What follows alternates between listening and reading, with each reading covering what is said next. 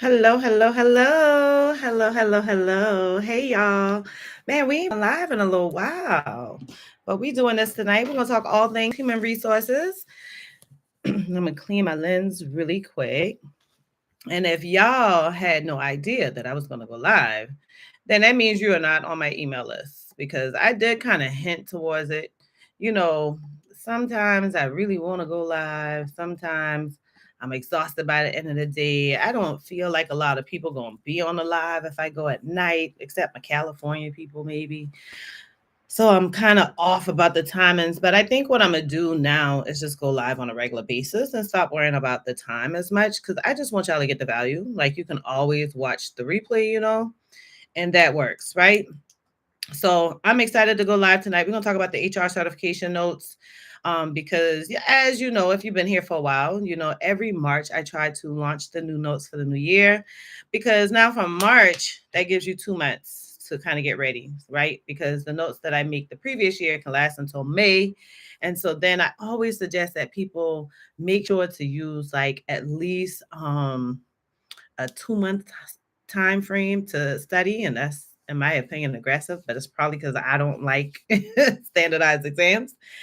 And then I feel like when I get them out of March, you can take them in May. The current notes expires in May, so it kind of rolls together. But we're going to talk about that. We're also going to talk about the fact that I have recovered from surgery. I ain't all the way recovered, but I feel pretty good. I get, the doctor said I have good and bad days. So that's just where we are. The last couple of days been kind of rough, but I was like, I'm not doing this because I was supposed to go live last week. So we're going live now. I was like, Mika, if you wait again, you're never going to go live. So just get your life together. So y'all know what I'm going to do is pull up the chat so I can see what's going on in the chat. If I'm just looking here, then it doesn't show me. So give me just 2 seconds. But if as y'all enter the room, man, holler at me. Tell me who you are. Tell me you're here. Like I'd love to know who's in the room. I don't know you're here unless you say something. So you have to tell me. And sorry, the sound was on there. So let me turn the sound off. And feel free to ask your questions. So many people ask me questions in the emails, which personally, I don't mind if they're short and quick, but when they're like long and drawn out, yeah, that kind of gets me because I'm like, I got a whole website, y'all. Pick a service and let's dive in versus trying to do this on email. And I feel like I'm a little delayed here. Okay. But I'm hoping that the chat's not delayed. I don't see anybody in there yet. But first things first, like I told y'all, it is time for the new notes to come out, and I'm super excited about that because the notes I just love that you guys have a resource. Like nobody gave me a resource. These notes are literally notes I created. Like I failed the exam the first time. I felt horrible. The company had paid for all my study materials. They paid for me to go to this course. They paid for me to take the exam. They couldn't have been more like understanding, grateful, supportive. And I failed. And I was embarrassed to tell them. And it was my director who was like, girl, don't be embarrassed. That's a hard exam. Life was lifing when I took the exam the first time. And so I felt some type of way. I even won a scholarship to pay for everything. So I literally gave that whole check to the company because they had paid for everything for me. And then I went to take the exam the second time and I was just refused to be defeated. I had refused. I got all those study materials and I was like, I cannot consume all of this. This is too much. This is too much. I can't consume all of this. So I made the notes. It took me about 30 days to make those notes. That probably includes the time it took me to make the flashcards. I don't remember. That was 2017. Now it feels so long ago. But I took the notes I made the notes. Between the notes and the flashcards, I passed. I didn't use any other study resources. I do suggest that other people use other study resources because everybody that tags me in posts or they send me an email or something like that, they usually use a second resource. And I think personally it depends on how new you are in your career. And I also think it depends on how good you are at standardized testing. But for me, it wasn't any of that. For me, I literally paused life. Like when I tell y'all, and if you follow me on IG and look at my stories, then you know I like a good time. And I literally was like, nope, this ain't what we doing. So people invited me to stuff, and I was like, I ain't going nowhere. I went nowhere. I'm trying to get situated. Sorry, y'all, I should have did this already. I didn't go anywhere. I literally came home every day. I had a study schedule. So I would study. I would get off from work, study, make dinner, put my daughter to bed, study again. And Saturdays it was all study. Like I just studied. I ignored social media. Um, like I said, I didn't go on anywhere. I tested myself in between, and that told me how good I was doing at the studying, right? Because you can do all of these pre-tests. I always suggest tests through like Momachex and Exam Edge. And like when you test yourself, people will be like, well, my numbers, I'm not passing. I wasn't passing either, but I saw progression. I went from 20 and 30% to 50 and 60% until I got to 70, 80%. And that was the plan, was to see progression, because I felt like and I feel like the same way for y'all too now, but I felt like if I had studied everything, got it exactly right, then I remember those questions, and the exam is going to be different from those questions. Those questions are just to give you like a feeling of what the exam is going to be like, but it's not to give you the answer to the exam. It'd be cheating, right? So I see some of y'all in the chat. Let me see what's going on, because I'm missing an action here. Let's see. I don't know why my screen being weird. Let's try to pull it up a little bit. See, this what happened when I don't be going live, child. Because now I can't even see what's going on in the chat. Hey, DB. Okay. Do you live in Charleston? I do. I'm from Charleston, too. I should have brought my glasses, child. I'm from Charleston, too. I really like to do lunch or brunch one day. Oh, my God. I'm 24, and I'm in the second rotation in HR development program, and would love to share my experience. Oh, you're so spot on, friend. You're like, we're gonna throw this on the live and see what her answer is. I don't see why we can't do that. So send me an email or hit me up in the DMs on IG. How about that? And then we'll figure that out. Now, I'm gonna tell you one thing. If I'm going to lunch with you, we ain't gonna talk about your career the whole time now, because that sounds like career mentoring. Because I think you're going to want me to like talk back, and that's going to be to give you feedback on what you're looking for. I don't mind, because I like me a good brunch, a good lunch. But let's talk about it offline and see how that goes, because I have no problem with that at all. Honestly, I'm shooting the shit, and I ain't got no problem with it. And I don't know why it's not showing me the whole chat box. Okay. But I haven't been live in so long, so I'm sure YouTube is not telling people that I'm live.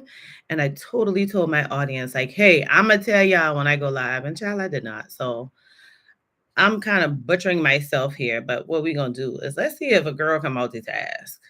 Let's see if she can multitask. I don't know one thing. There's so many topics I like to talk about, but I don't want to get knee deep in something y'all don't want to know about. But when I tell you all the stuff going in the political world is so terrifying. So I like to know where y'all are with that, because I feel like there's some ways I can help. And like I've been thinking through some things, but I don't want to start something that's going to be overbearing on me and not helpful to you guys. So I'm just going to send this quick email and say, we're live now. Answering your HR questions. Alrighty, we're gonna get in here. And I'm gonna do a quick little click here to join us. And that's how we about to do this. That's gonna be an easy email. It's gonna look rough for y'all on my email list. Y'all know I try to give y'all a little talk to go with this, but child, we doing this like literally live. We doing this all the way live. Listen, DB, where do you live? What side of town do you live in? Now that I'm thinking about it, what side of town do you live in? Do you live? Just tell me the part of Charleston you live in. You say Charleston. You know Charleston. It ain't big, but it could be any part of Charleston, right? So tell me what part of Charleston you live in. I'm just wondering. Oh, now more people are coming up. DB, don't take your message out, child. What's that mean? We good. Oh, you kind of. I never had nobody ask me that on live. Never have had anyone ask me that on live. I guess because I feel like most of my people aren't here, but ain't been no thing. That was just my first time. You literally caught me live, and I want to say something, and everybody be like, "Well, you took DB out to lunch." Nah, I'm supposed to take everybody to lunch, child. Child, I got to work, even though I'm working a full-time job. This is a one-man show for Heyyy HR.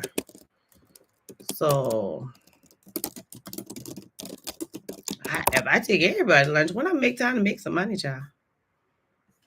Alrighty, let's see how this is going. Here we go. And I'm going to just shoot this to everybody. I usually try to only send it to my people that want to know about HR, but that's what we're doing now, child. We live and in full color.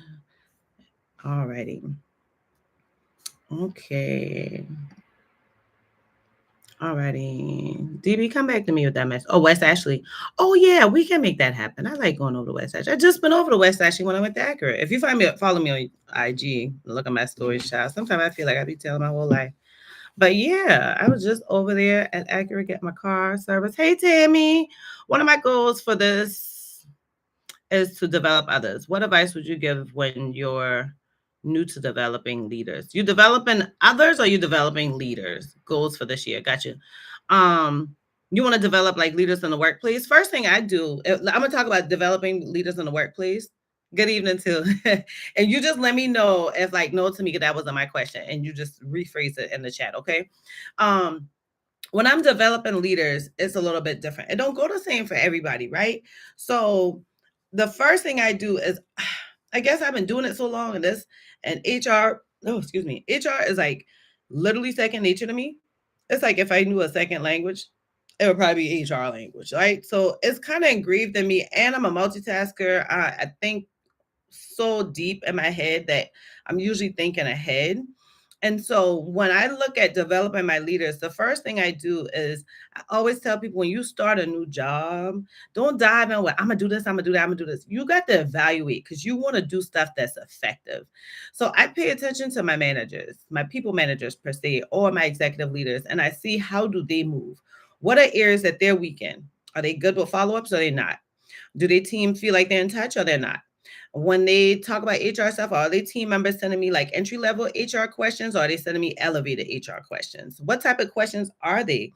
Are those questions ones that, these employees, majority of the team want to grow themselves? So then I look at that, right? And then I look at when things don't go so well, how do my managers react? That's a good way to see how you got a good manager with performance issues, right? If your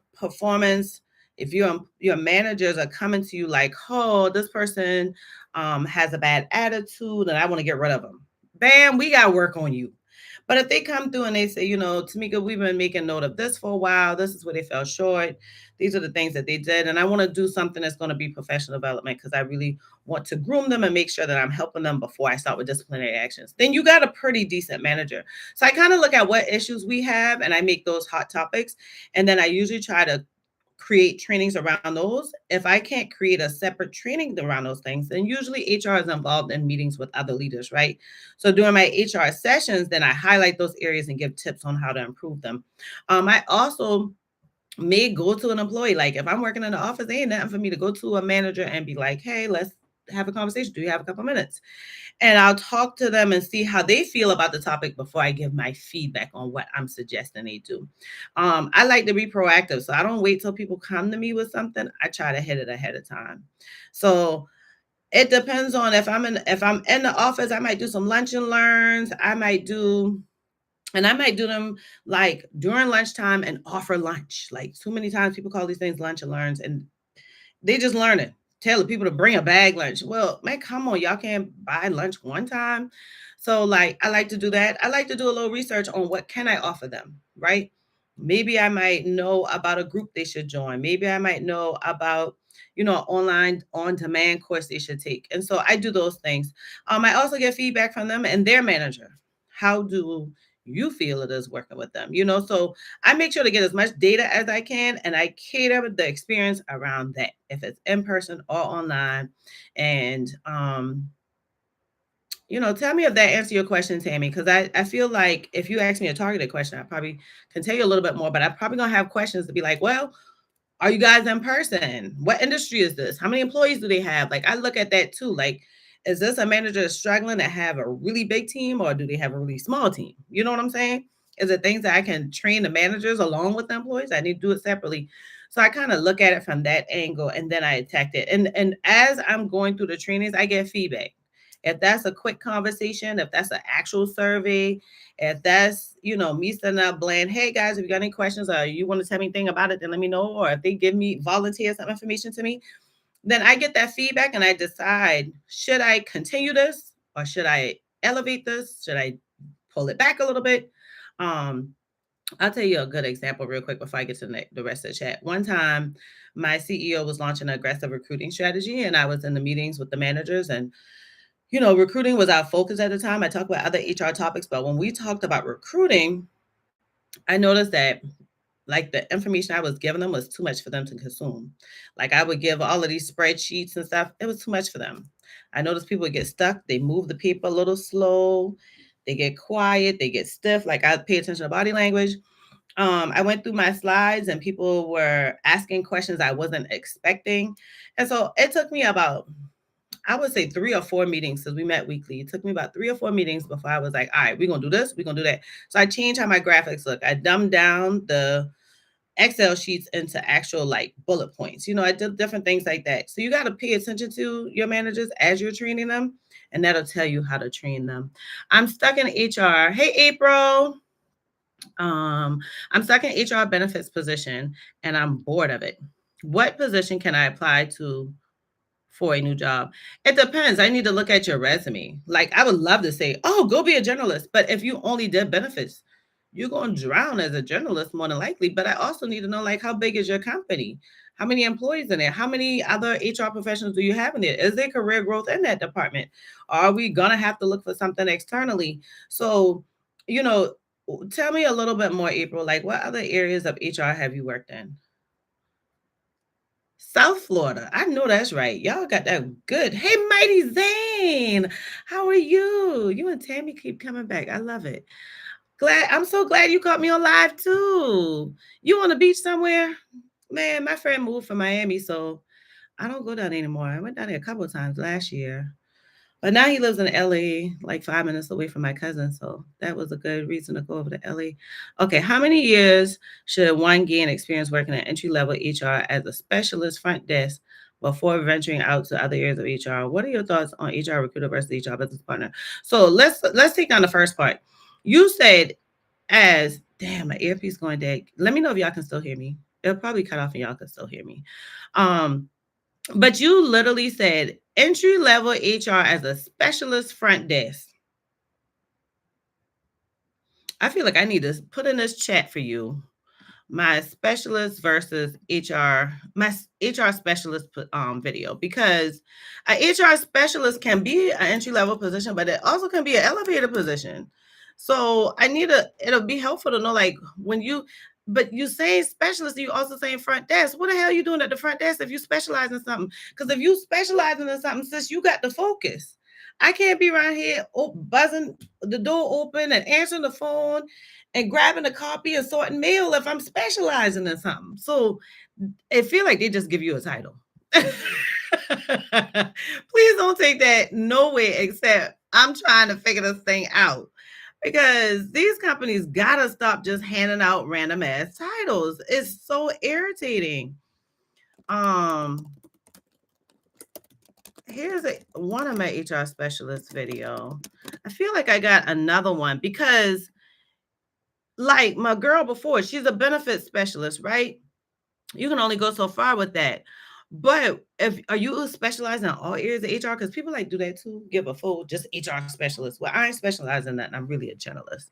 So like, help me understand. Then the second part of the question is, if you're at the front door in an entry level position, then I suggest you go to recruiter, assistant, another specialist position. If it's a small company, you can do a generalist position, but don't go to HR business partner. And if they got your title confusing like that, Mighty Zane, they probably ain't got no HR business partner position, and you probably gonna come to them with a whole new position they've never heard of before. HR business partner is going to be for larger companies. It's going to be for companies that are layered. It's going to be for companies that are sorry, y'all, my aunt texts me, she crazy. It's going to be for companies that are making millions, billions of dollars. It's going to be for companies that have a minimum 1,000 employees. So like, give me clarity, Mighty Zane, because you going all over the place. First of all, you at the door. That done got me worried. That front desk situation. Y'all want me specialized, move me from this front desk. Second of all, do they have these positions? Or are you willing to go somewhere else? Do they have a recruiter position or the HR business partner? Or are they asking you, hey, you can create your career and talk to me about what you're thinking, your career path, and talk to me about what you're thinking. Hey, Sky Love. I'm an HR journalist and I'm burnt out. We back to DB, y'all. I'm being given so many responsibilities and projects, and it's overwhelming. I should have this conversation with my manager. I feel like they throw stuff at me. As long as you keep catching them, they're going to keep throwing them. That's what they're going to do, because the generalist is a catch-all position. Personally, I noticed that one big thing that I didn't do as a journalist is I didn't map out my time well. So you got to kind of really prioritize your time. The second thing is you got to create boundaries. When you're working on some things, you got to know, like, okay, like when I was reconciling invoices, don't come in my office for a damn thing. I got to focus, because not only am I reconciling this because I could potentially be giving away hundreds of thousands of dollars to these vendors for benefits that my employees aren't receiving, but this also coming directly out my employees' paychecks. And that's sensitive to me. I don't want nobody playing with my paycheck. So like, I would wonder, and maybe we should do this lunch, right? So we can talk through this, because I would wonder if, you have not learned how to balance being a journalist, because a journalist is a catch-all position. It's a catch-all position, sis, and it's going to come with projects. So before you talk to your manager, map out to yourself what you've done. Kind of keep a work diary, right? So for that first week, kind of just write down Monday and jot down what you did. It's going to be a little tedious, but you're only going to do it for a week. And then reflect on that week and try to see if you can grab it together under categories. Is this HR recruiting? Is this benefits specialist? Is this workers' comp? Is this FMLA? Is this exiting? Is this training? Is this benefits? Like, kind of group it out and see what you're doing a lot of, because what you could be doing is giving your manager an argument to add or request an additional headcount. Because if you're doing too much of one thing over the other, they probably need to hire somebody to specialize in that. And so that would be good if you can really help them categorize that. I wouldn't tell them that because they're the leader, right? So you don't want to make nobody feel like you know more than them when you're working for them. But, to give them that clarity is helpful, So, how long you been working at HR? Is HR journalist your first position? Because that's a lot for a first position. I don't never suggest nobody go straight into HR journalist unless they dabble in the HR somewhere before. At me and don't even ask me how I feel or how I'm managing. A bit disrespectful, but I want to deliver and do my best. See, that's a problem. We be wanting to deliver and do our best, and so we keep taking on shit. We keep taking on shit. I would start telling them when I can get it done. Don't pay me no attention, because see, for me, I love my career. I love HR, but a job for me is like dating. We gonna try this thing out. It don't work, I'm gonna go on to the next date. I ain't married to no company. I hate to say it that way, but I haven't found a company that's married to me. And I'm not just one that's not married to me, but one that doesn't value me. I've worked for companies that have valued me early on in my career. I would love to go back to those places, but they can't fit my salary needs, right? They don't have the positions I'm interested in. And so now that I'm elevated in my career, I noticed that I don't get that value. I mean, y'all pay attention to the world. You got your president literally just laying people off like in his sleep. Like, I mean, I wish somebody would take that pen from that man. But they say he got a bunch of pens, child. He out in the parking lot in the lawn giving them away, child. So I don't know, like, he's making it, in my opinion, even more attractive to these companies that already don't value their employees. So, maybe you can be a journalist at a smaller company, because I feel like smaller companies most times value their employees more. No, most times. You got to do some culture questions, but I would sit down and kind of look through my tasks, see what I'm doing. What am I overwhelmed in? Am I overwhelmed in something I don't know very well? So maybe they need to give me more training in that. You know what I'm saying? That's happened to me. Then I can manage it better. Oh, you're welcome, Tammy. You're welcome. Medicine, y'all know I don't be liking when y'all take messages out, because I feel like y'all feel like a question is a dumb question. No question is a dumb question at all. And if I don't know the answer, I'm going to tell you, like, listen, I'm going to get back to you on this one. I know the answer. And most times I would tell y'all just to like email me and I'll give you the answers. But most times I feel like one question is one that everybody want to know. So I usually create a video on something that I go back and research. Alrighty. All right. In person. Nefer Kali. The fuck, yeah, I know. Green, and Neffy. We can call you Neffy. Okay. Hi, Tamika. I hope you're doing well and recovering well. Thank you for going live and share your knowledge with us. You're so welcome. I am recovering well. Yesterday and today were a little rough. More so yesterday. Yesterday I just had to stop. But I had my doctor said be prepared for up and down days, and so I guess that's where I am now. Because some days I feel good, but there are a lot of days I'm like, whoa, or I exert myself too much, or the pains are coming different now. But I'm getting through, and I thank y'all so much, because I was catching up on emails and I was like, my people love me. Like, I sent out the email saying I was going to go out for surgery, and so many of y'all emailed me with prayers and well wishes, and I just appreciate that. That for me, I'm a person like, I like nice stuff, but I don't mind buying my own like nice stuff. For me, it's the intrinsic things, like the stuff you can't touch, that I appreciate. You just check on me, you ask me how I'm doing, you notice the adjustment in my mood, and you give me attention for that. That makes me so happy. Already, April, I was recruiting supervisor previously. Okay, let me go back up. So April, you stuck in benefits. So you did benefits and recruitment. How big is your company? Because you probably can go into journalist position, but I wouldn't suggest it for a company that got like thousands, because you could kind of get overwhelmed, because recruitment and benefits, which are good to the beginning of HR, but you start getting into workers' comp, FMLA, employee relations, it could get a little tricky. So I wouldn't think it's a bad thing to test out companies, but y'all need to research these companies. Look in Glassdoor, look on LinkedIn, see how big they are. Literally Google them, and see how big these companies are and what they got going on before we get too excited with just, okay, I'm going to apply. Because HR journalists ain't HR journalists everywhere. How can someone learn topics such as benefits and compliance on the job? Literally, oh gosh, sorry. For benefits, you learn it on the job, mainly through new hires and open enrollment and terminations. But, thank God y'all got me here, that I can give y'all this code, this link, because HRCP, that's what it is. HRCP has like little small courses that you can take, and they give you like these little micro badges. And I've been giving these to my mentees, and they enjoy them. And I've heard nothing but good news about them. So they teach you all aspects of HR, but it's chopped into small pieces. And most of the courses are like super affordable. And so I put that link in there for you. On the job, it really takes you partnering with someone. It takes you kind of networking is not a bad thing. I know y'all tired of hearing me say networking, but when I tell you I learned so much from networking, because when I work as a journalist, I worked as the manager or the assistant manager, and I'm in there by myself, or I know my team doesn't know the level of what I know. I would literally shoot somebody a text, a phone call, an email. Hey girl, how you doing? I hope all is well. I got a quick question. I know you're the best person that can help me answer it. I still do it to today. And that's one way, but hold on, let's go back. So as far as benefits, kind of diving in on new hire orientation, and instead of just giving the employee the paperwork, you read through it yourself. Read the benefits handbook.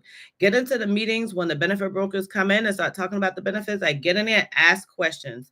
Ask your director questions. When you're terminating someone, don't be afraid to call the vendor and ask them, what does this do? Or don't be afraid to call a vendor on a regular basis. Don't be afraid to take pamphlets directly from your vendors.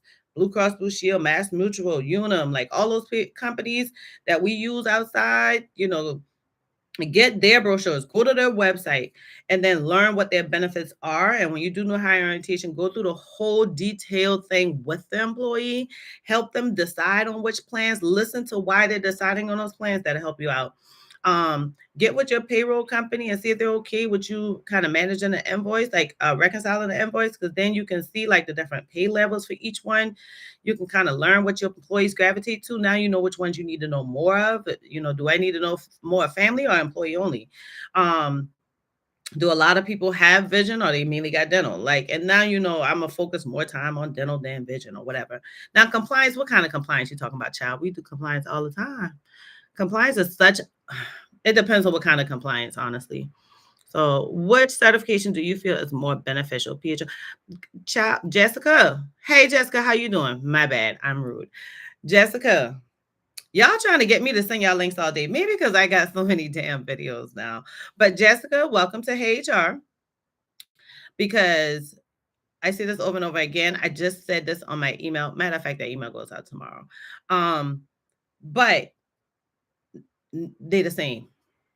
I have not seen an employer yet in 13 years, and I'll say 9 years maybe, because SHRM came out with theirs not so long ago, or came out with it after HRCI. I have not seen anybody yet require one over the other. They're giving you the same information. So take either one.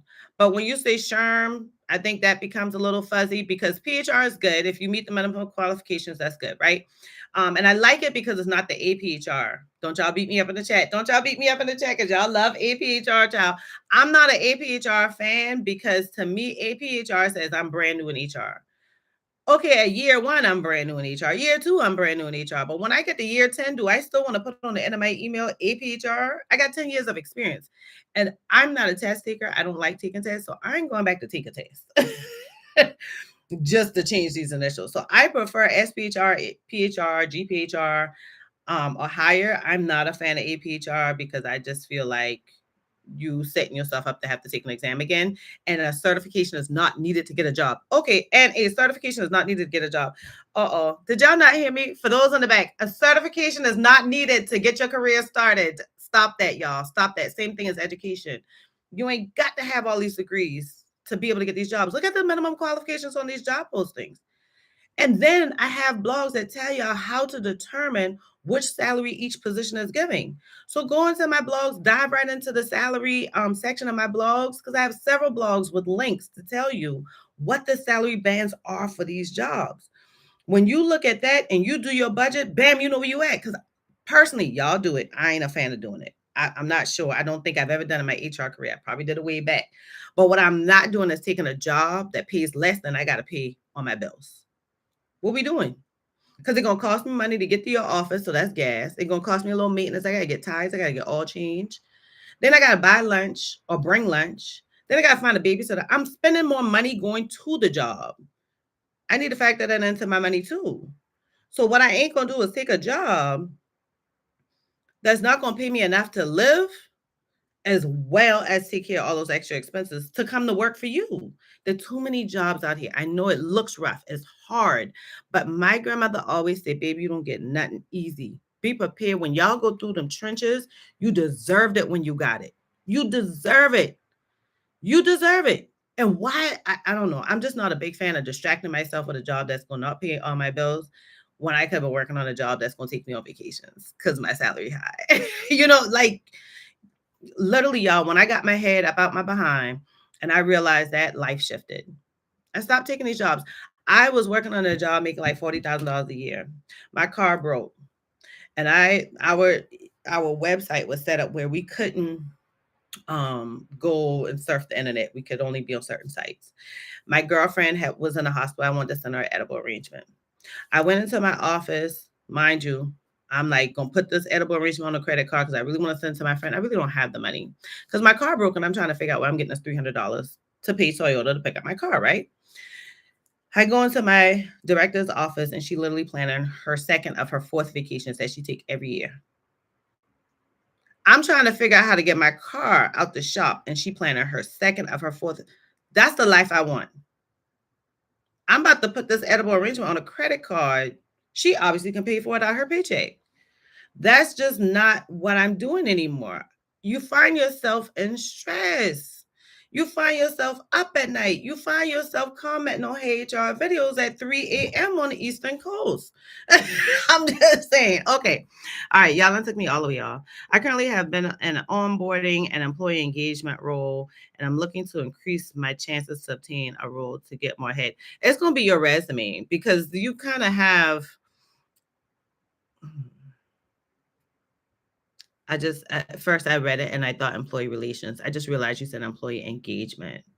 No, I wouldn't take a certification. I would work on getting that resume where it should be. And I would be more, I would do a job search strategy versus just finding a job on Indeed and grabbing one. So what you do with a job search strategy is, one, you want to start with a list and you want to keep track of all of these jobs. My child ain't even know I'm live because she just texted me up a storm child. Anyhow, let's see. Alrighty. You want to keep track of the jobs you apply to. And when you keep track of them, you will not only want to put the date that you applied, the company you applied to, and the title, but you also want to keep track of the things that are important to you. So for me on my job search tracker, I add in a salary. I add if it's remote or not. I add in what HRIS they're using. Because if they're using like an HRIS I'm used to, that's going to help me in the interview, right? I'm going to pop off because I'm going off on this HRIS. I'm going off on this ATS that they're using. And so that's what you kind of want to do when you're doing a job search. You want to include that salary. Again, you want to know what salary you're looking for. And then you want to sit down and write out that job, do a resume where it includes all your onboarding skills, all your employee engagement skills. If you did onboarding, now you can break this down to some degree and talk about the things you did that were overlapping. So when we do onboarding, that includes benefits, right? Benefits is kind of an overlapping thing. That also includes like background screenings. That's kind of overlapping. Typically, your recruiter handles those background screenings, and typically your HR generalist or your higher level person, who HRBP, whoever, they'll handle like all of that other stuff as benefits and stuff like that. So you want to highlight all of those areas. Don't talk about just how many people you onboarded, but talk about how you may have evaluated the process, how you may have cleaned it up a little bit. What are the things you did in this process? Did you do this onboarding? Was this a one-day onboarding or was it done over several weeks? Did you include managers and special subject matter experts in your onboarding? Or did you do the whole thing yourself? What did you cover in this onboarding? How did you get feedback from this onboarding? So you want to go through all of that. And then employee engagement, you want to talk about how you measure the success of your employee engagement. Don't just say I do employee engagements. We have parties, girl. I plan all the Christmas parties. I make sure the employees get something on Employee Appreciation Day.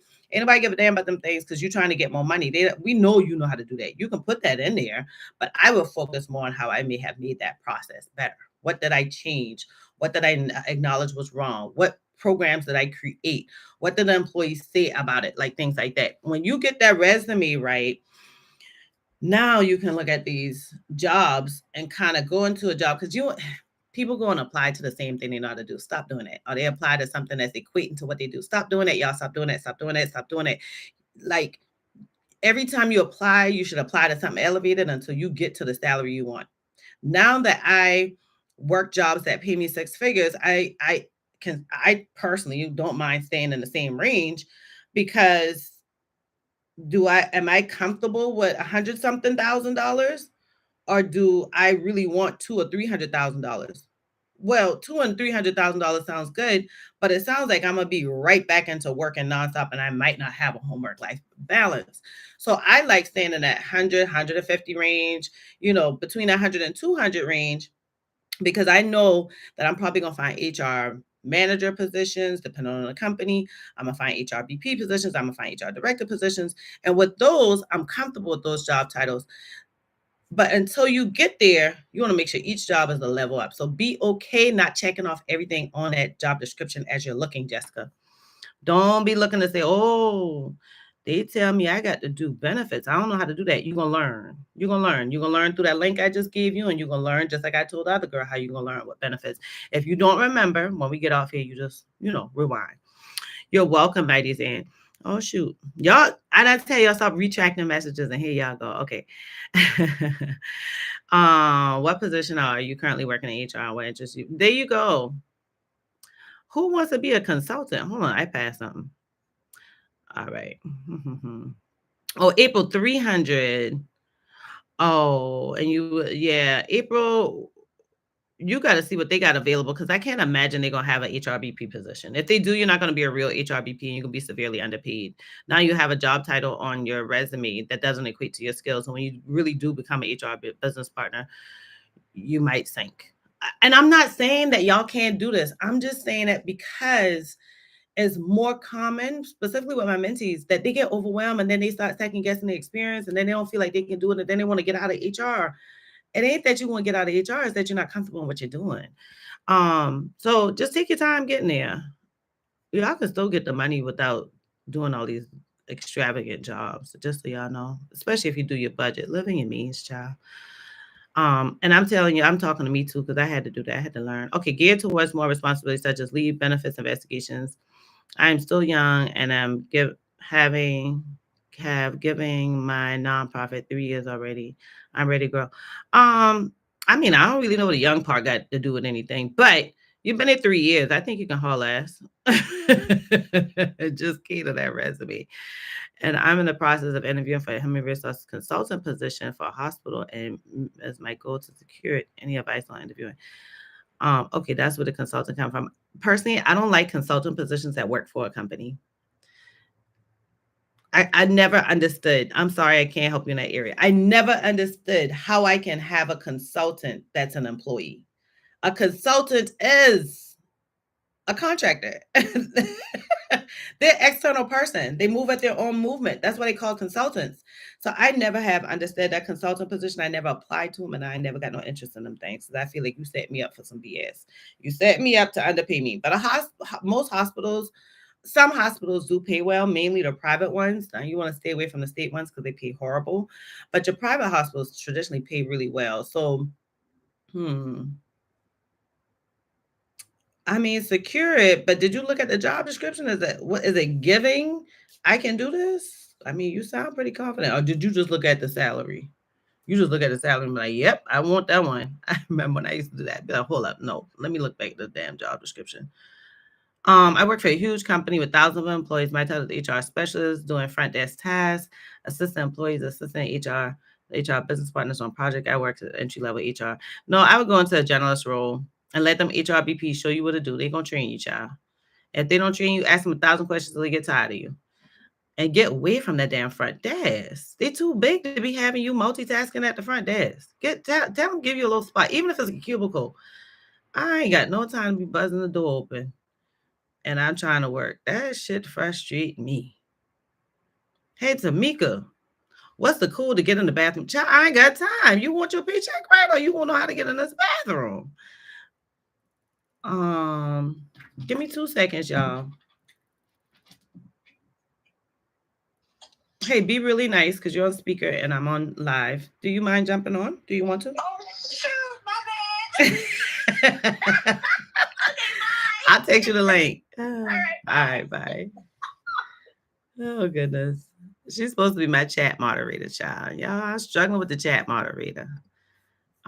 But let's find her real quick if y'all don't mind. I'm going to get my girl in here to help me manage the chat a little bit. Because as y'all can see, I'm behind. I'm sorry. I'm going to catch up. Because, see, she can just kind of highlight stuff for me.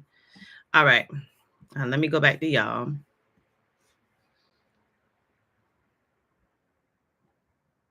My design work for a huge company. I'm interested in HR recruiting at my company, even though HR business partner would be offered to me more likely.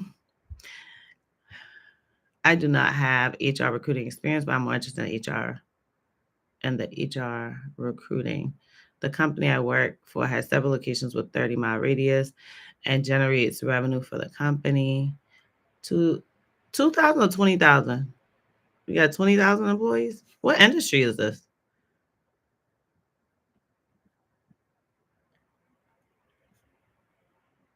Yeah, my design, what industry is this? Because I don't know. Let me go back. Who's company, 1,000 employees, my title HR specialist. Okay, we're not talking about that. I'm interested in HR recruiting. But they're probably going to offer you an HR business partner position? You feel like you're ready for HR business partner position? That's strategy. That's working directly with your leaders and telling them how to move. You got a good relationship with your leaders? Kind of think through that. I wonder what industry this is. And April, you got 300. Yeah, April, you're gonna end up doing recruitment. But you stuck in this HR benefits position. Y'all see why I just rather get on a call with people and do career mentoring? Because I fight and do this chat. All right. Yeah, Jessica, I'm with you. And Jessica, be careful because we don't know if the consultant you working for is external or if internal like hers. I don't understand these consultant positions. Let me just be clear. I hate them. Okay, what position are you? Okay, Jessica asked the questions. I mean, Mighty didn't ask the questions. And Mighty, now that I caught up, I got the same questions. What interests you about this consultant role? Well, you already heard me say that. Okay. Hey, Rhonda, I just finished my bachelor's degree in HR. I have never held HR title, but I have had some HR experience in the past. How can I break into HR without a salary loss? What's your current salary, Rhonda? But secondly, resume and networking, man, y'all stop going to get additional degrees and all these certifications. When I tell you that thing gonna take you levels, let me be clear with y'all. Let me be clear real quick. Because see, I be trying not to talk about this on my channel because I don't be feeling like the haters coming in here and attacking me or sending me emails attacking me and calling me out my name. But I'm gonna be real because right now I'm doing y'all a disservice if I just keep playing around with y'all trying to watch out for them people. Y'all see Trump them getting rid of DEI? This is why. Because y'all already didn't know how valuable DEI was when y'all was looking for it. Because if you knew how valuable DEI was, y'all wouldn't have master's degrees and making $40,000 a year. Y'all wouldn't keep getting 5 different degrees and certifications before you go get a regular ass job. Them white folks, I'm gonna be clear, and they ain't all of them because I love my white folks too now. My good white folks, I love them. But these white folks that support DEI and talking about this merit stuff and they don't even know what DEI means, it is because they literally will talk to each other on a golf course at lunch, holler at the babysitter, and hire them with absolutely no experience, y'all. And I've seen this too many times. I'm not talking to y'all about something I think happens. I have seen this stuff. I had a babysitter working for me, never working HR before, and sis came in that thing making $60,000. 21 years old. The neighbor babysitter hates me because she said she wants to work in HR. Teach her everything she needs to know. I hate it. It's happened more than once. I worked in this position as an HR director for 9 months doing aggressive recruiting strategy and completely building that, doing the HR director positions and the journalist positions because they fired the HR director. Y'all know they let me work in that thing 9 months. And when I started saying, hey, this is too much, I can't do it anymore, they hired a white lady the lady ain't never working full-fledged HR.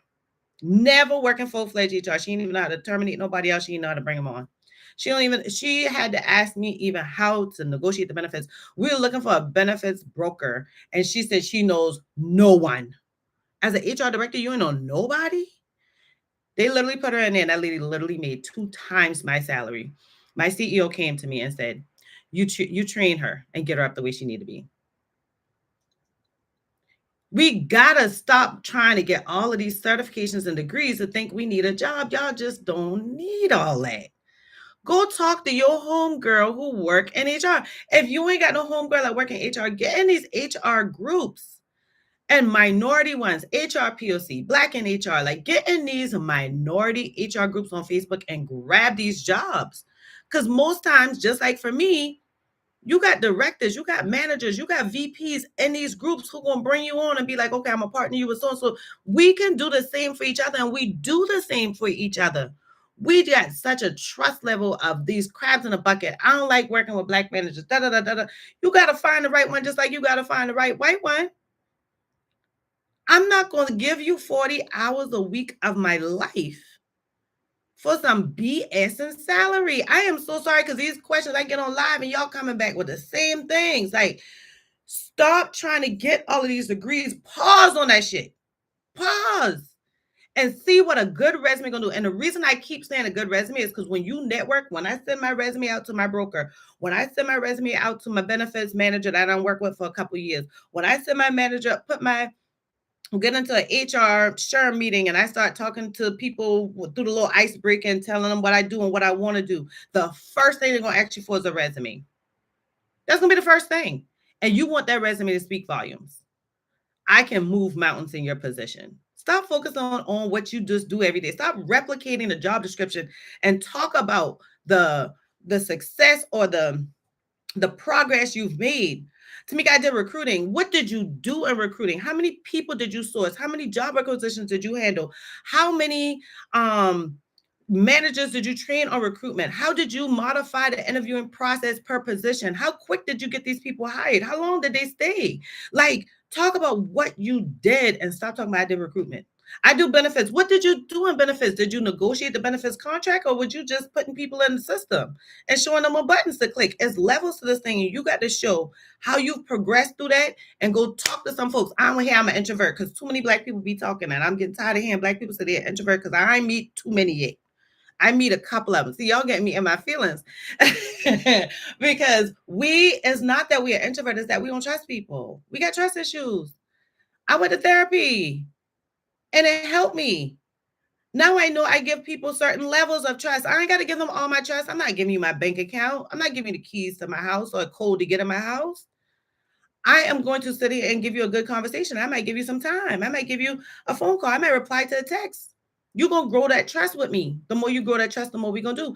I literally walked off my job. I was so tired of this girl that they brought in. We had the same level of experience. I was already an assistant HR. I was the only high level HR person working in that department, managing 3 people already as a HR journalist.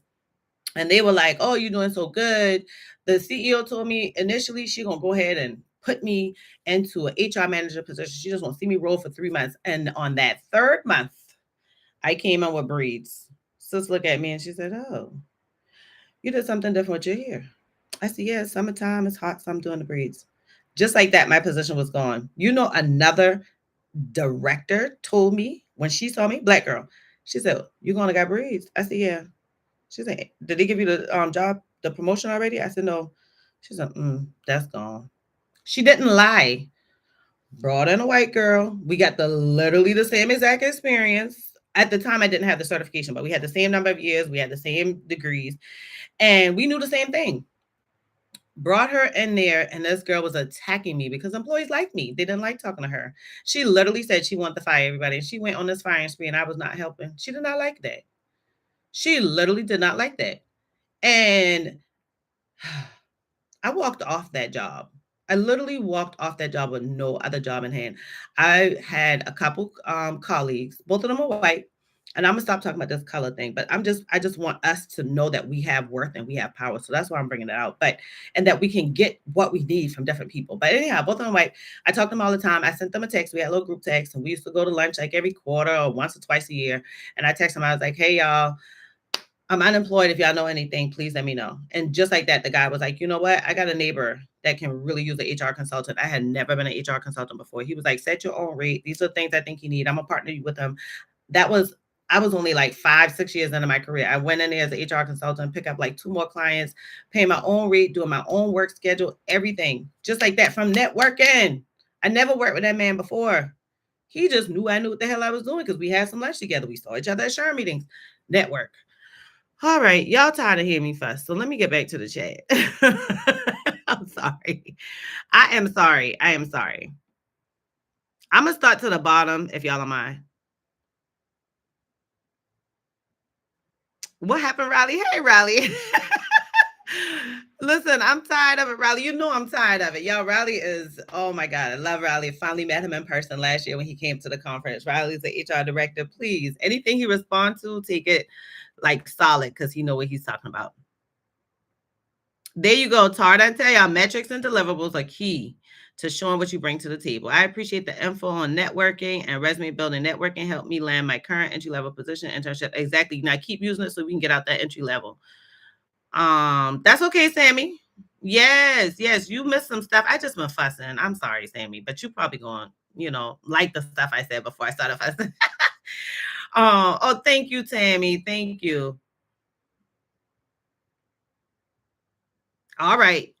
There you go. Riley telling y'all what to do. One thing when I was on live last, I had Megan on with me, and she called it her go off list.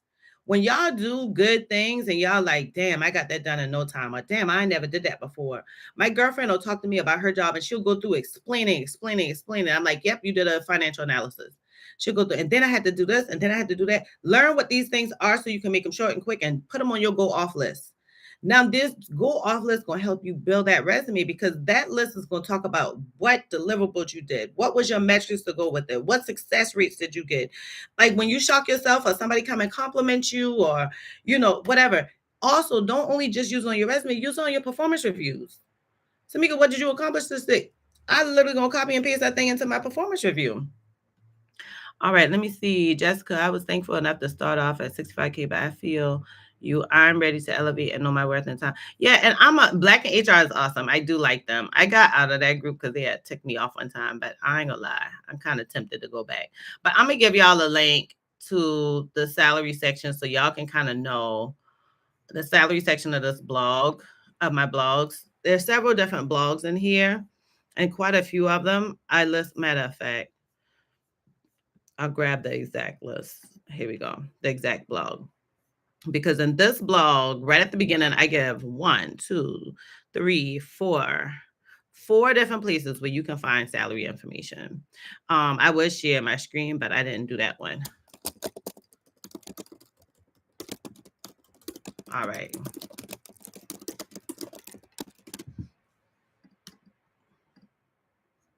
So make sure that y'all do that, okay? Find them salaries and roll with it. I'm an employee wellness consultant. What's the best way to bring my wellness programs into the workplace? Okay, so you're working as a contractor and you want to know how to get in there. Is that what you're asking me, Maggie? It makes it difficult to move around within the company or branch out to a new company. What makes it difficult, Rhonda? I know I missed something. Because you're saying it makes it difficult to do both. So you're really stuck. You can't let these people stuck you or make you feel stuck. All right. Mighty Zane, listen to Mika Dropping Gems is the only podcast that makes me pause from going to the gym momentarily. Her advice is on point. I'm happy to hear that, but child, listen, don't let me distract you, because I can't wait till the doctor says I can go to the gym, because I need to get right.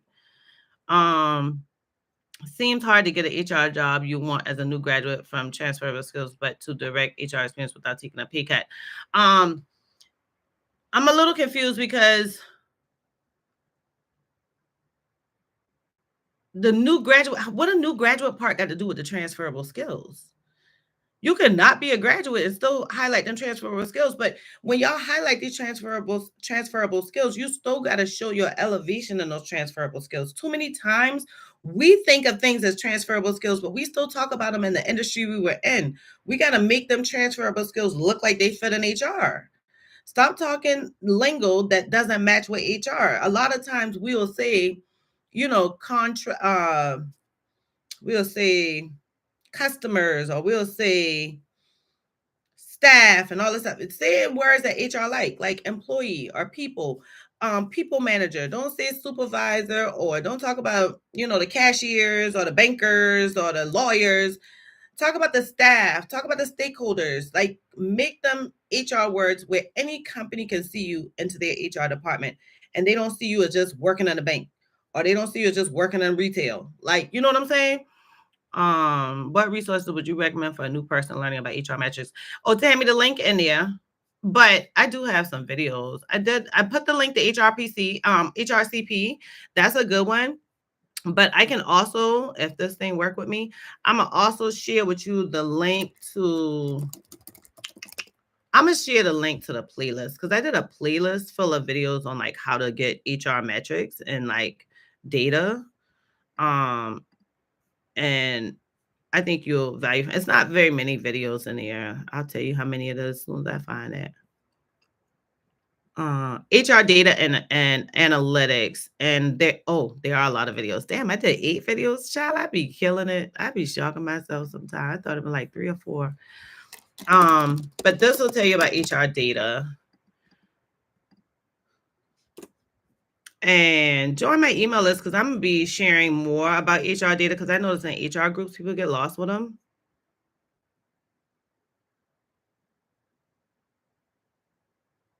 Okay, so the best way to bring your wellness program into HR is go out there and attend SHRM meetings and try to sponsor them. Because when you sponsor like local SHRM meetings, not just state or your national, when you sponsor local SHRM meetings, then what they'll do is they'll give you like a 5, 10, sometimes 15-minute spotlight at the beginning of the meeting. And you can tell what you do, who you work with, what your value you bring, where you located, things like that. You can't literally sell to them and say, hey, I'll give you this or that.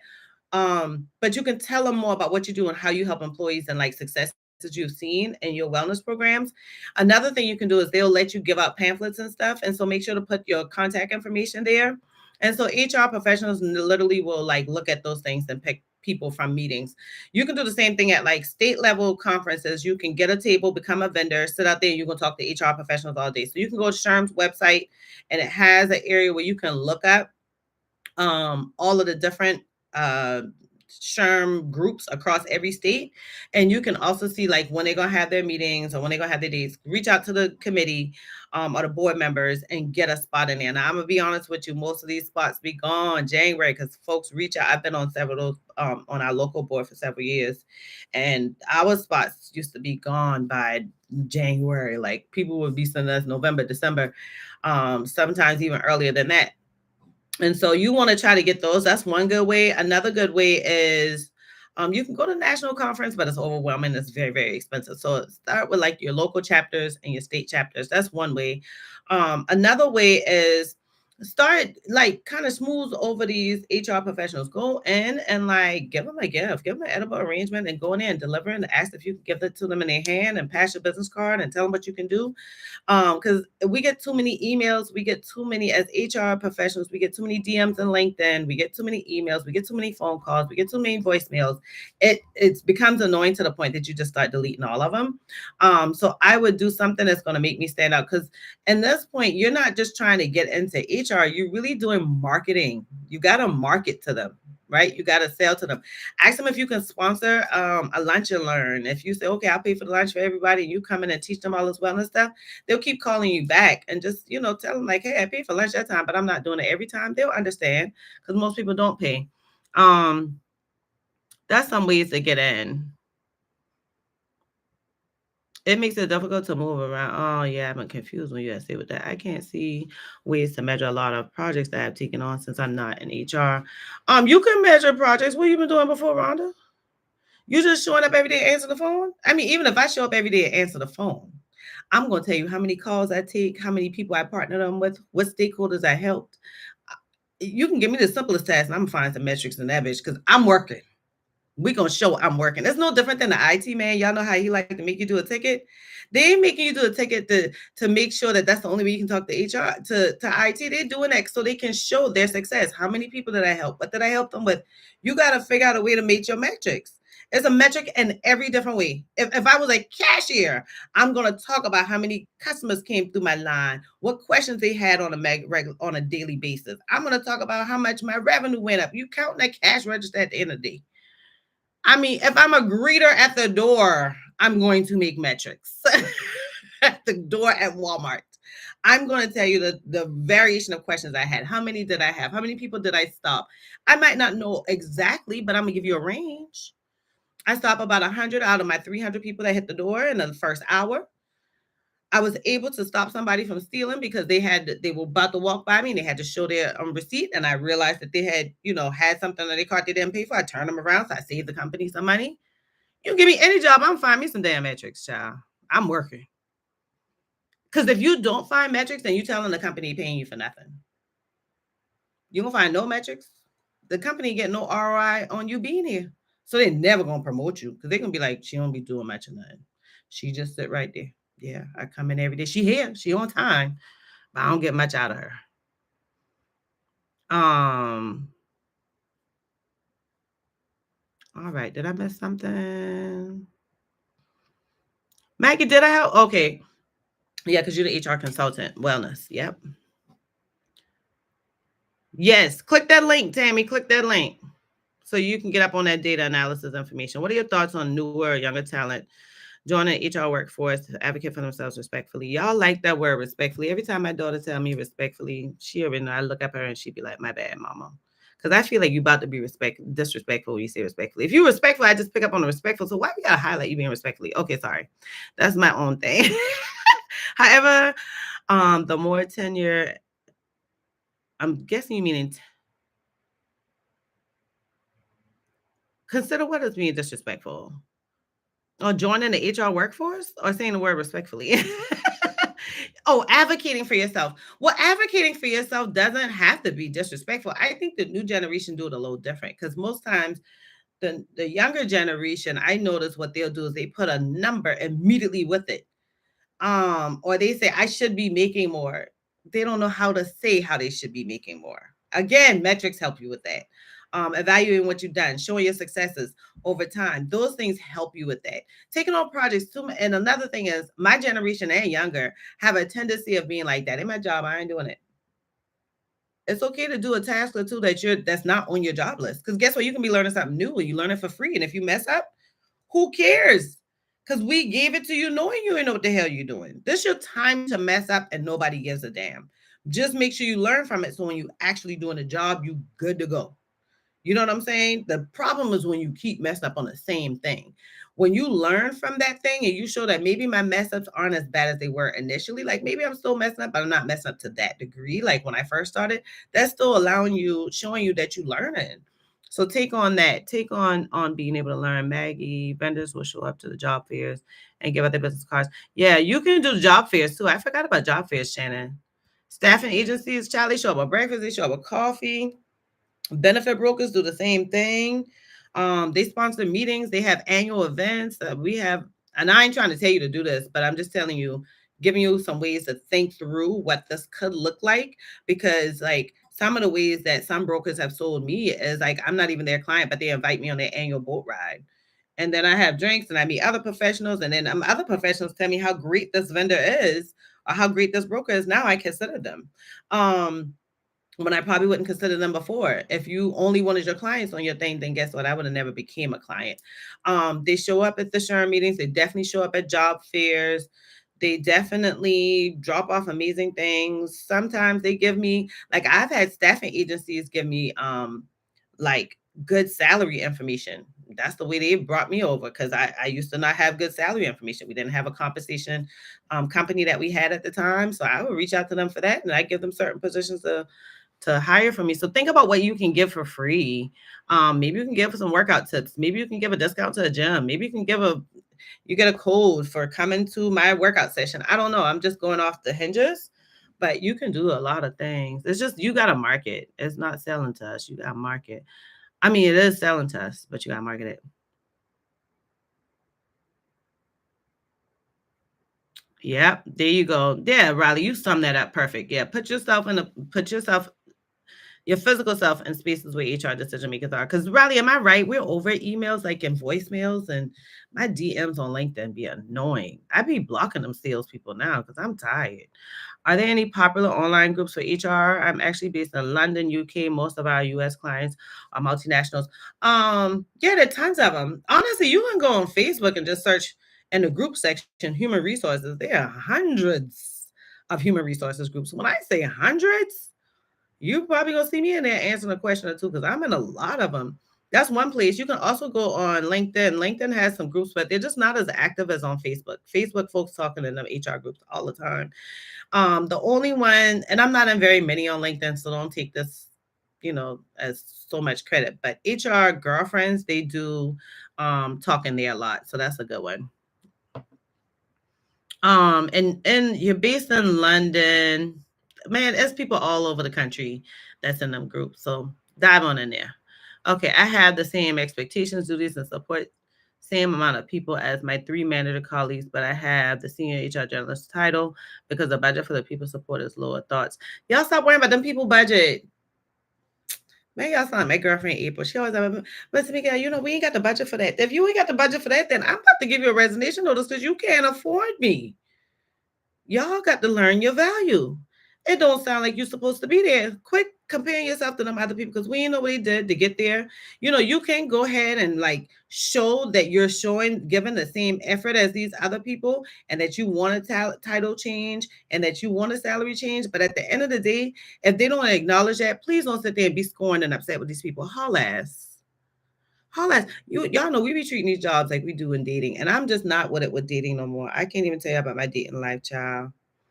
It's horrible. It's one date and done with me these days. If we get to date, I'm gonna start just telling these dudes take me to coffee because I'm tired. Let's do coffee. Meet me at Starbucks. You know, Starbucks get your coffee out quick, but I don't want to go to Starbucks. Well, meet me at a little coffee shop. You know, I'm boycotting Starbucks. I've never been a Starbucks fan anyhow, but do something else. Hey, Akia, you and Raleigh Pekin. Yeah, I'm feeling better. I just can't. It's up and down. My doctor says up and down. So if you see me get up and sit down and I sit down kind of slow, then you know something ain't quite right. But you know, it's up and down days, but it's so much better now. So much better. I wish my aunt would say hi in the chat if she's still on because she really has helped me. My girl Tar, she in here, she really has helped me. And my aunt is in the chat because she still texts me laughing emojis. My mother really helped me. I had a lot of friends that deliver me food or send food to me, and I'm so grateful for my circle. So I'm feeling a lot better because, you know, I live alone. So it's nice to see other people take my dog out, take my trash out. Girl, my aunt cleaned